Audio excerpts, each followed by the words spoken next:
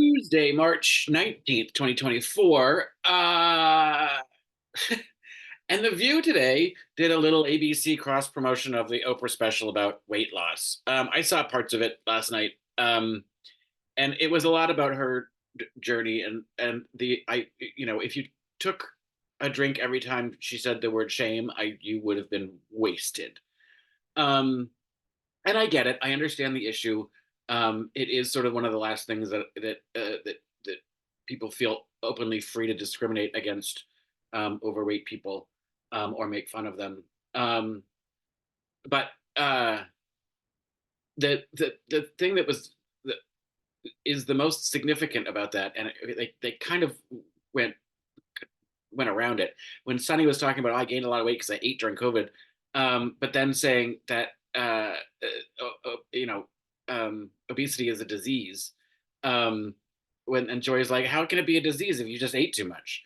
Which is 100. That's the right question to ask, Joy. But the whole point, and then they said, oh, it is for clinically obese people. It's like, no, no, no, no, no. Clinically obese is just you've met the clinical measurements for being obese. That has nothing to do with whether or not you have a disease. The disease they're talking about is sort of the brain function that is compelling people to eat. And that's the thing that I think that was the most interesting about Oprah's discussion. It was like, I'm fighting my own brain. That's the biggest. It's not that other people have more willpower or do better. It's just they don't think about food the way that I think about food, and the way that I'm hardwired to think about it. So that was an interesting uh, little tidbit there that I don't. And the women didn't really seem to get it. Um, they did discuss the video of Kate Middleton that came out from some paparazzo. And I hate to be a conspiracy theorist, but I'm kind of with Sunny on this one. I took one look at that and I was like, that's not her. Um, it was far away. Amy Alyssa Fairfellow Griffin called it a Bigfoot video. It's grainy. I think it was clearly staged for one photographer to be far away to get a grainy. They're really fucking this up. Um, so whatever's going on, I don't ain't good. And I'll be surprised if she shows up at Easter, um, you know, having had risen. eh. Anyway, um, yesterday, I didn't really want to talk about Donald Trump's speech in Ohio, where he talked about how things are going to be a bloodbath. But because I'm tired of them talking about Donald Trump. But I was surprised that they didn't talk about Donald Trump today, because he can't get a bond to post his 500 or his nearly $500 million judgment so that he can appeal the verdict in the fraud case with New York State. So no one, these 30 different organizations were like, we're not backing you. We're not taking your real estate um, uh, as collateral. So he's got a big problem, whether or not he's going to sell some property or New York State is going to seize something. It would be great if they seized his plane. Then, wouldn't it be great to see how would he get to his rallies? Anyway, um, the one thing, and I know we talk about this all the time, the one thing that is sort of on our side and working against us with him is time. And the closer we get to the election, the more trouble he's in, the better it is for us. Now, our dear friend, the Princess of Arizona, seems to think otherwise. She's very mad that Jimmy Kimmel made fun of him. She's like, you're just going to make him more popular by seeing all those celebrities laughing at him.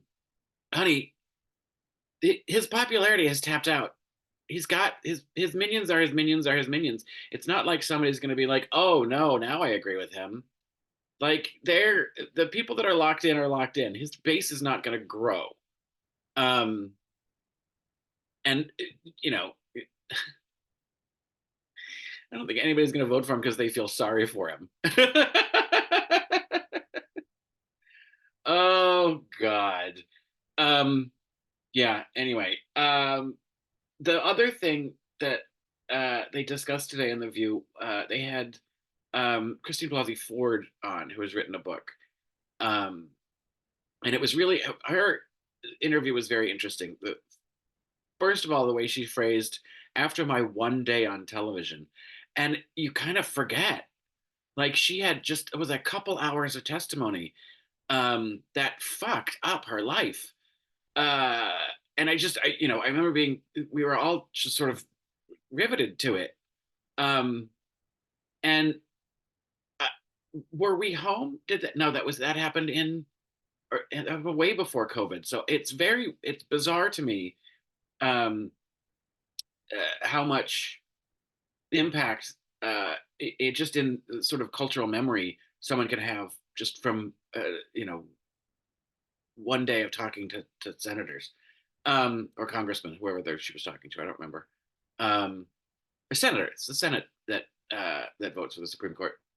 Um, the other thing that I thought she said that was very interesting was talking about when people talk to um, survivors of or victims of abuse when they say "I believe you," and how kind of off-putting that is. And it's interesting because we don't say "I believe you" to anybody else.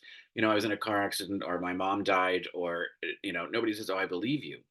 Um, and her take was it sort of puts the the the victim in a sort of a stance in a position to have to say thank you for believing me, like you know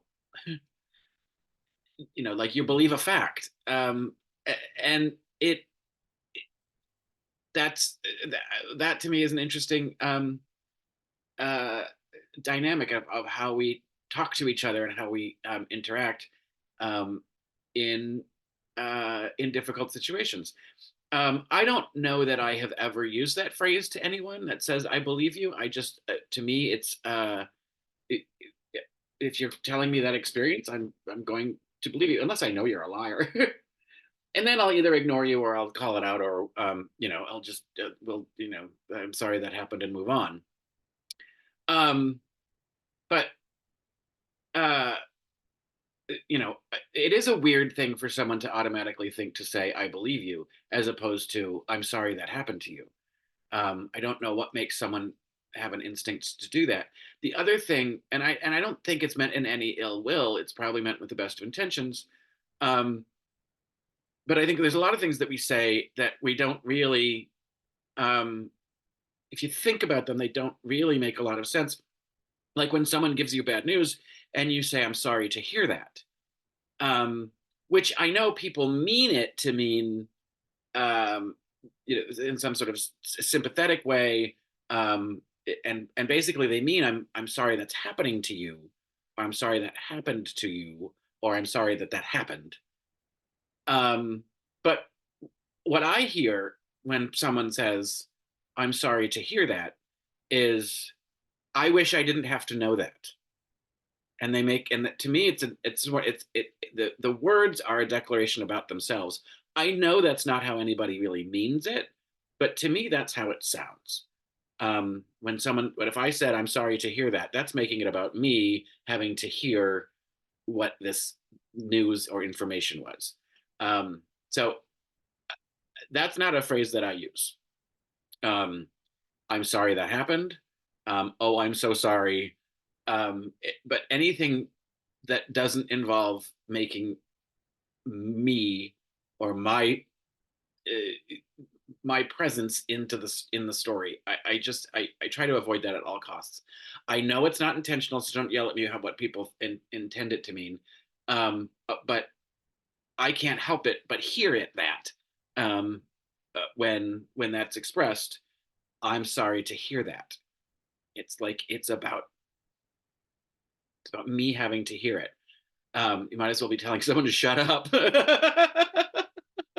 Anyway, I know that's not how it's meant, but it's just something that I think about that doesn't seem to get on anyone's any radar anywhere. Anyway, all right, Tuesday.